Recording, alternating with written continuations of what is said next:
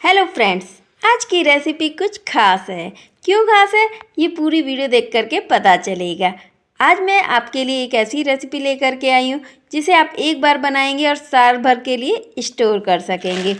और जब मन करे कंटेनर में से निकालिए और बना लीजिए। और जब कुछ समझ ना आए तो ये रेसिपी तो बहुत ही आपके काम आने वाली है।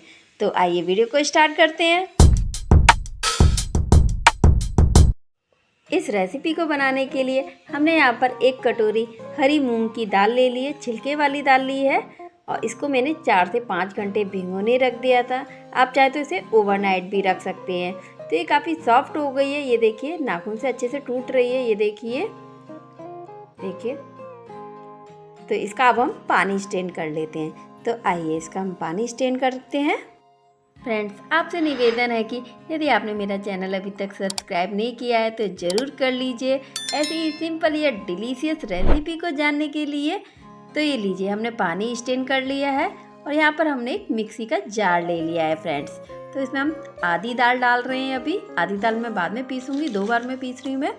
इसमें 2-3 हरी मिर्च डाल दी हैं, थोड़े से कड़ी पत्ते डाल दिए हैं स्वाद के लिए, 2 पिंच हींग।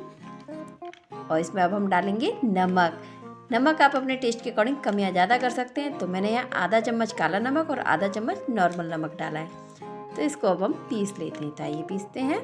तो मैंने दाल पीसने में बिल्कुल भी पानी का यूज़ नहीं किया है और ये मैंने हल्की सी दरदरी पीसी है। ये देखिए फ्रेंड, मैं आपको पास से भी दिखाती हूँ, आपको दाने नज़र आ रहे होंगे। तो इसी तरीके से हम बची हुई दाल भी आधी पीस लेंगे और इसको एक बाउल में हम ट्रांसफ़र कर लेंगे। फ्रेंड्स, आप कमेंट्स करके ज़रूर बताइएगा आपको मेरी वीडियो कैसी लगती है। वीडियो अच्छी लगे तो लाइक ज़रूर कीजिएगा। तो हमने आधी दाल भी मिक्सी जार में डाल दी है। तो मैं अदरक डालना भूल गई थी, तो मैं इस दाल में डाल देती हूँ क्योंकि हमें सारी दाल मिक्स करनी है इसीलिए। तो इस दाल में मैंने कुछ भी नहीं डाला है, जो कुछ डालना था मैंने पहली दाल में डाल दिया है। तो इसको हम सिर्फ पीसेंगे। तो ये देखिए, ये भी हमारी पीस करके रेडी हो गई है फ्रेंड्स। ये देखिए, मैंने उतनी ही दरदरी पीसी है। तो सभी दाल को हम मिक्स कर लेंगे अच्छे से। नमक और मिर्च आप अपने टेस्ट के अकॉर्डिंग कम या ज़्यादा कर सकते हैं। तो अच्छे से मिक्स करेंगे दाल को और हमारी दाल रेडी हो गई है। तो हमने यहाँ पर एक थाली ले ली है। आप इसकी जगह कोई कपड़ा या पॉलीथीन यूज़ कर सकते हैं। तो इसको मैंने बिल्कुल भी ग्रीस नहीं किया है। और इसमें अब हम तोड़ेंगे बड़ी। ये देखिए, छोटी छोटी तोड़ेंगे। मैं हाथ से तोड़ रही हूँ। आप चाहे तो है ना किसी पॉलीथीन का यूज़ कर सकते हैं। आप दूध वाली या नमक की थैली ले सकते हैं और उसमें छेद कर लीजिएगा थोड़ा मोटा सा। और उसमें आप दाल भर लीजिए, पिसी हुई दाल, और आप उससे बरी तोड़ लीजिएगा। तो मैं हाथ से कंफर्ट ज़्यादा फील करती हूँ तो मैं हाथ से बना रही हूँ। तो पहले मैंने हाथ को अच्छे से वॉश कर लिया था। तो इस तरीके से हम सारी बड़ी तोड़ लेंगे। तो मैं यहाँ पर ना ज़्यादा बड़ी ना ज़्यादा छोटी, मीडियम साइज़ की बड़ी तोड़ रही हूँ। आप साइज अपनी चॉइस के अकॉर्डिंग कर सकते हैं।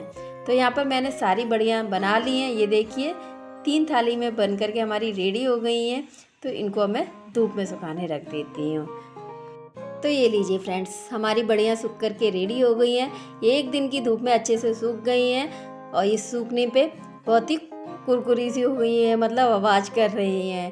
तो इनकी यही पहचान है। और ये धूप में सूखी हुई होती है ना, तो जल्दी ख़राब भी नहीं होती हैं।